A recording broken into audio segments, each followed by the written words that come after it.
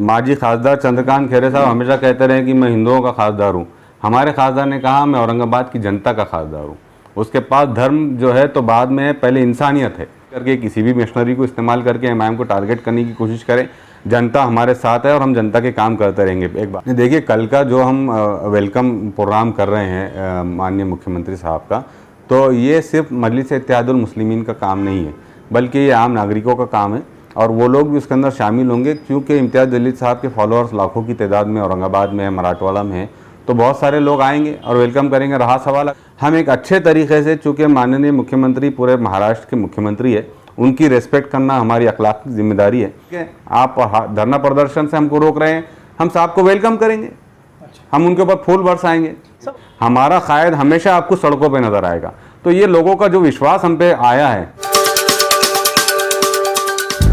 आप लोग देख रहे हैं औरंगाबाद अपडेट्स, मैं हूं अल्ताफ हुसैन। इस वक्त हम लोग जिस शख्सियत के साथ मौजूद हैं, ये एमआईएम पार्टी के शहर अध्यक्ष शारिक नक्शबंदी सर हमारे साथ मौजूद हैं। सबसे अहम बात तो ये है कि ये खुद एक बहुत ही अच्छे पत्रकार भी है और एक संपादक भी है। और दूसरी बात तो अहम ये है कि आने वाले कल यानी कि 17 सितंबर को औरंगाबाद शहर में जिस तरीके से एमआईएम पार्टी की तरफ से एक बात छेड़ दी गई है कि आने वाले मुख्यमंत्री साहब जो हमारे शहर में आएंगे उनको फूल बरसाकर उनका स्वागत किया जाएगा।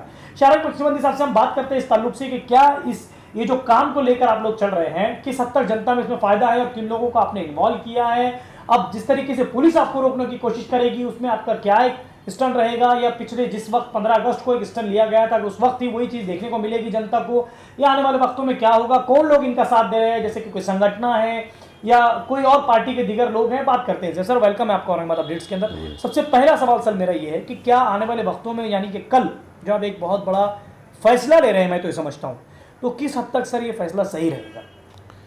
देखिए, हमारे माननीय खासदार इम्तियाज़ जलील साहब का हमेशा जो एक विज़न रहा है वो हमारे ज़िले का, हमारे पूरे रीजन के एक विकास को लेकर, वो विकास के कामों को लेकर चलते आए हैं और डेवलपमेंट के कामों को लेकर ही आवाज़ उठाते रहे।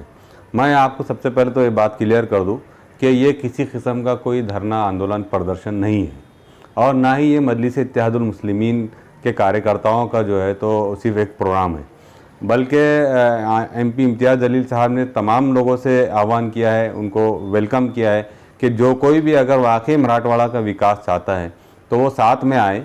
हम साथ में आने के बाद हमारे जो चीफ मिनिस्टर साहब हैं, मुख्यमंत्री साहब उद्धव ठाकरे साहब औरंगाबाद आ रहे हैं, तो औरंगाबाद आने के बाद उनको अपने प्ले कार्ड के ज़रिए ये वेलकम करें कि सर आपने क्या वाकई, जब आप मराठवाड़ा मुक्ति संग्राम दिन की एक बाज़ाब्ता एक बहुत अच्छा शान निशान प्रोग्राम ले रहे हैं, क्या आपने वाकई मराठवाड़ा में विकास के काम किए हैं? क्या आपने औरंगाबाद की सड़कों को बहुत अच्छा बना दिया है? क्या आप औरंगाबाद और मराठवाड़ा की जनता को रोज़ाना पानी फराहम करते हैं? क्या आपने औरंगाबाद और मराठवाड़ा की जनता के लिए एक अच्छा मेडिकल इंफ्रास्ट्रक्चर खड़ा किया है? अगर नहीं किया है और आपके लोग कहते हैं कि हमने किया है, एक तरफ शिवसेना ये दावा कर रही है कि 14 हमने बहुत ही काबिल महापौर अभी तक के औरंगाबाद को दिए हैं, तो अगर वो 14 काबिल महापौर हुए होते तो आज तो हर औरंगाबादी को रोज़ाना दिन में तो 2 वक्त का साफ़ पानी मिलना चाहिए था, उसको अच्छा मेडिकल इंफ्रास्ट्रक्चर हेल्प मिलना चाहिए था, उसको अच्छी सड़कें मिलना चाहिए था।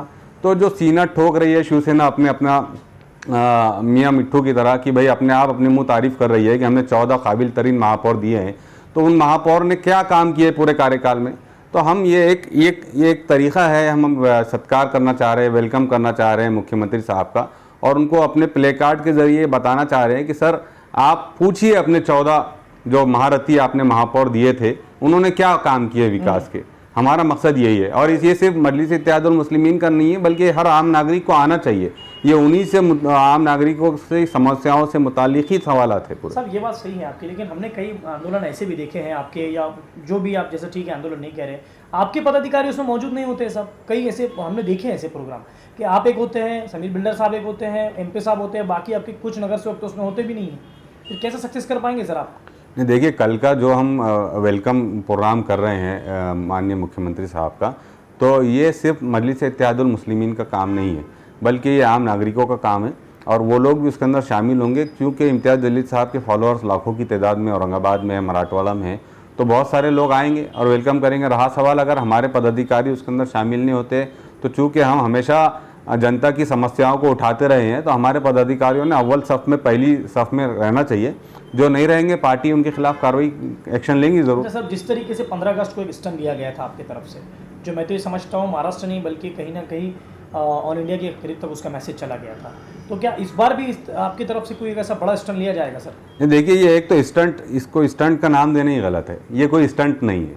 और 15 अगस्त का जो मामला था वो विरोध प्रदर्शन था, और उसमें हमने डिक्लेयर किए थे कि हम जो है तो पालक मंत्री की गाड़ी को रोकेंगे, और वो हमारा लोकतांत्रिक एक हक है कि हम अपने पालक मंत्री से पूछना चाह रहे थे कि भाई हमारी यूनिवर्सिटी कहाँ है, स्पोर्ट्स यूनिवर्सिटी।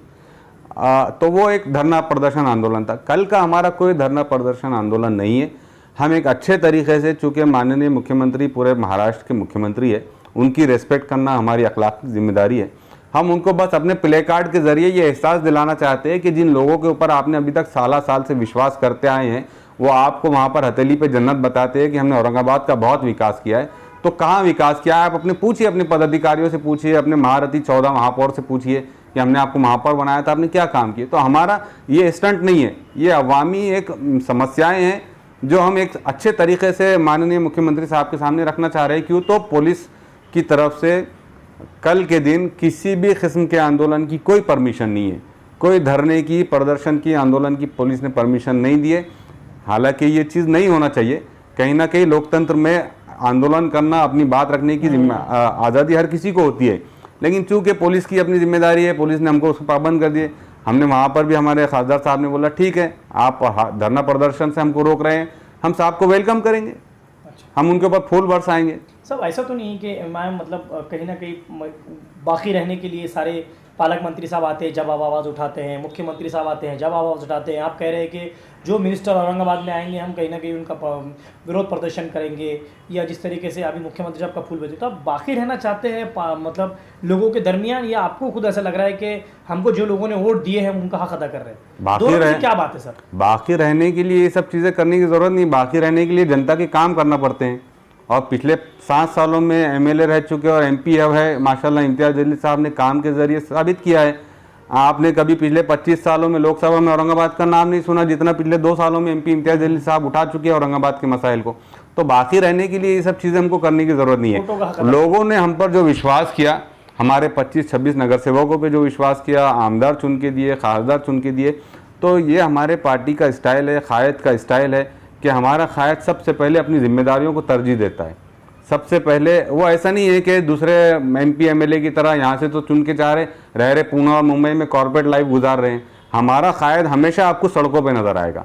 तो ये लोगों का जो विश्वास हम पे आया है, हम उस विश्वास को जो है तो सही साबित करना चाहते हैं। हम ये बताना चाहते हैं लोगों को कि आपकी समस्या हमारी समस्या है, आपकी समस्या उठाना हमारी जिम्मेदारी है। आपने हमको वोट दिया, हम वो समस्याएं उठाते रहेंगे। सर, एक आखिरी सवाल मेरा ये है कि कई विरोधी आपकी ये कहते हैं कि ये इलेक्शन, मनपा का जो इलेक्शन आ रहा है उसके बाद में एमआईएम कहीं नज़र नहीं आएगी, तो क्या इलेक्शन होने के बाद में भी इस तरह से आप लोग जो है विरोध करेंगे, या जनता के हित में आप रोड पर उतरेंगे? सर, कौन कहता है कि पिछले इलेक्शन के बाद हम सड़कों पर नजर नहीं है? हमने शराबबंदी, हमने पिछले मनपा इलेक्शन के बाद भी, आमदार और खासदार चुनने के बाद भी हम कई मुद्दों को लेकर जनता के दरमियान रहे। इस बार सर दूसरी पार्टियां भी तो वजूद में आई है, मजबूत हुई है ना, राष्ट्रवादी मजबूत हो गई है, शिवसेना के तो यहाँ पर आप सरकार ही हैं। किस मुंह से राष्ट्रवादी के लोग जाएंगे लोगों के दरमियान वोट मांगने के लिए? कौन मुसलमानों के वार्ड से वो किस मुंह से वोट मांगने जाएंगे? क्या वो बोलेंगे कि बाबरी मस्जिद को शहीद करने वाले, सीना ठोक के बोलने वाले सीएम के साथ हम बैठे हैं, उनके साथ हमारा गठजोड़ है, आप हमारे को वोट दो? तो इसका मतलब एक सेकुलर मानसिकता रखने वाले शख्स ने जो है तो एक कट्टरपंथी पार्टी को वोट देना। अब विकास के नाम पे इन्होंने बोले इनकी राज्य में सत्ता रही, इनकी लोकल में सत्ता रही, इन्होंने क्या काम किए? और रहा सवाल हमारे कामों का, हमारे पूरे 26 नगर सेवकों के वार्ड में आप घूमिए, वहाँ पर आप मालूम कीजिए कि क्या डेवलपमेंट के काम हुए। 15-15, 20-20 साल से सड़कें नहीं थी, लाइट्स नहीं थे, ड्रेनेज सिस्टम पुराना हो चुका था, वो तमाम के तमाम बदले गए। कई कमियाँ हो सकती है, ऐसा नहीं है कि नहीं, लेकिन मैं बता रहा हूँ कि 70 से 80% काम तकरीबन मजलिस के हर कॉरपोरेटर ने काम किया है। तो हम जाएंगे, अपने कामों की बुनियाद पर ही जाएंगे। ये सब करके हम अपने वजूद को बरकरार नहीं रखना चाहते, हम लोगों के काम करके अपने आप को बचा के रखना चाहते हैं। सर, जिस तरीके से हमने देखा गया है कि बीजेपी के भी आंदोलन हो रहे हैं, शिवसेना के भी आंदोलन हो रहे हैं, ये क्या बात है कि एमआईएम को अक्सर रोका जाता है सर? और उसके अलावा हमने देखा है कि अभी कल जैसे आने वाले 17 सितंबर को आपने जो भी सिस्टम बनाया है, नौजवान बच्चों में कि सुबह उठना है, जाना है, उन लोगों को भी आप क्या संदेश देंगे सर? देखिए, दो सवाल है आपके कि हमको क्यों टारगेट किया जा रहा है। तो एमआईएम अवाम की आवाज़ बनती जा रही है और हर राजनीतिक पार्टी को अब अपना वजूद बचाना मुश्किल हो गया औरंगाबाद के अंदर, इसलिए कि एमपी इम्तियाज़ जलील जैसे माजी खासदार चंद्रकांत खैरे साहब हमेशा कहते रहे कि मैं हिंदुओं का खासदार हूँ। हमारे खासदार ने कहा मैं औरंगाबाद की जनता का खासदार हूँ। उसके पास धर्म जो है तो बाद में है, पहले इंसानियत है। तो उसने, ये एमआईएम का स्टाइल है, ये एमआईएम का एक उसूल है कि जनता के हमको काम करना है और हम काम करके बता रहे हैं बोल के दूसरी राजनीतिक जो पार्टियां हैं उनको अपना वजूद खतरे में नज़र आ रहा है। तो जाहिर सी बात है कहीं ना कहीं डायरेक्ट टारगेट उनके नज़दीक जो है तो इस वक्त अपोनेंट एमआईएम है, तो एमआईएम को टारगेट कर रहे हैं। लेकिन उससे हम पीछे नहीं हटेंगे, इंशाल्लाह हम अपने काम बरकरार रखेंगे, चाहे कितने भी ये लोग किसी को भी इस्तेमाल करके, किसी भी मशीनरी को इस्तेमाल करके एमआईएम को टारगेट करने की कोशिश करें। जनता हमारे साथ है और हम जनता के काम करते रहेंगे, एक बात। नंबर दो ये है कि एमपी इम्तियाज़ जलील साहब के आह्वान के बाद ये ज़रूरी नहीं है कि सिर्फ एमआईएम का कार्यकर्ता, बल्कि एमपी साहब के कामों को देखकर उनको चाहने वाला, मजलिस को चाहने वाला, चाहे वो हिंदू हो, मुसलमान हो या किसी और धर्म से ताल्लुक़ रखता हो या किसी फलाई तंजीम से ताल्लुक़ रखता हो, ये लोग ये सोच रहे हैं कि ये आह्वान, ये बुलाया क्यों गया है। ये पर्टिकुलर किसी एक धर्म के लिए तो नहीं बुलाया गया। अगर औरंगाबाद में सड़कें बनती हैं तो ज़रूरी नहीं है कि वहाँ सिर्फ एमआईएम के कार्यकर्ता चलेंगे। औरंगाबाद में अगर अस्पताल बनता है तो क्या वहाँ पर सिर्फ एमआईएम के कार्यकर्ता जाएंगे? ऐसा नहीं होगा, बल्कि जितनी बेसिक फैसिलिटीज़ है ये मिलना चाहिए था, जो अभी तक के शिवसेना ने यहाँ पर नहीं दी। सिर्फ बातें ही बातें करते आए हैं, हथेली पे जन्नत बताते रहे यहाँ की जनता को भी और इनके मुखिया माननीय चीफ मिनिस्टर साहब उद्धव ठाकरे साहब को भी।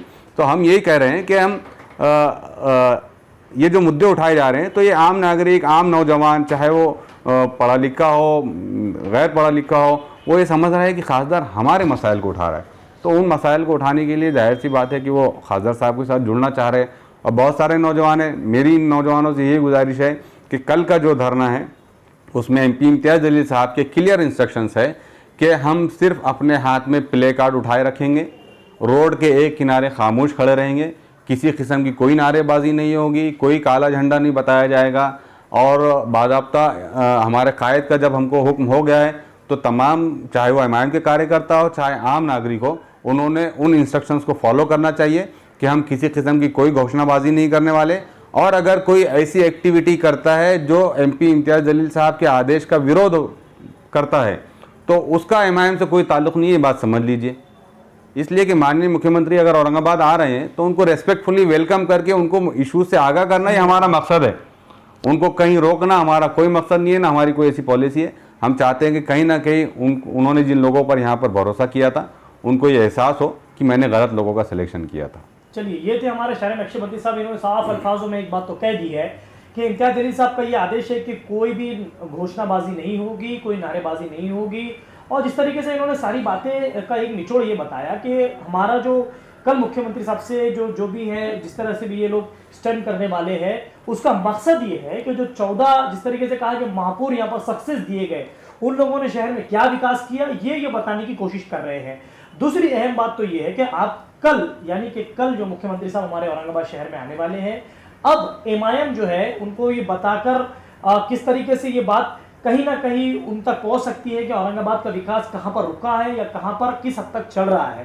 कैमरामैन परवेज खान के साथ मैं अल्ताफ हुसैन, आप लोग देख रहे हैं औरंगाबाद अपडेट्स।